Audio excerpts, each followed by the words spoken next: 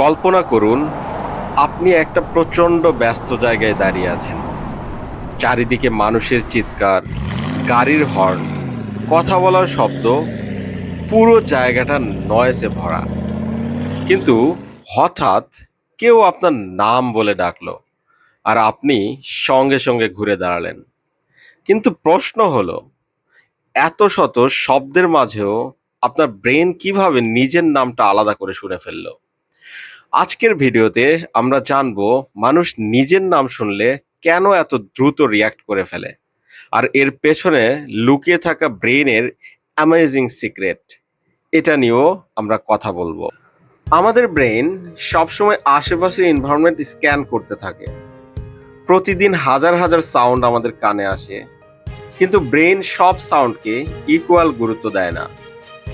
কিছু শব্দ ব্রেনের কাছে খুবই ইম্পর্ট্যান্ট, আর নিজের নাম হচ্ছে সেই স্পেশাল শব্দগুলোর একটা। কারণ ছোটবেলা থেকে আমরা অসংখ্যবার নিজের নাম শুনেছি। ধীরে ধীরে ব্রেন এই শব্দটাকে হাই প্রায়োরিটি সিগন্যাল হিসেবে চিনে ফেলে। এজন্য ক্রাউডেড জায়গাতেও কেউ আপনার নাম বললে অ্যাটেনশন সঙ্গে সঙ্গে সেখানে চলে যায়।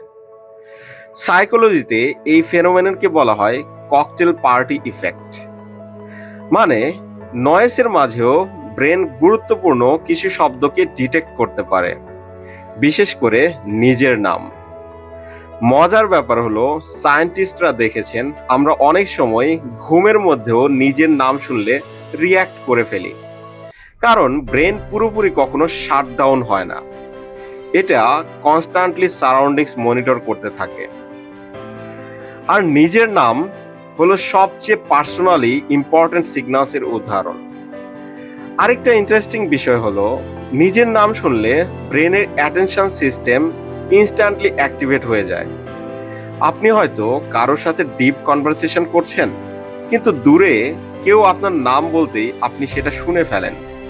মানে, আপনার ব্রেন ব্যাকগ্রাউন্ড নয়েজ ফিল্টার করে ইম্পর্টেন্ট ইনফরমেশনকে আলাদা করতে পারে।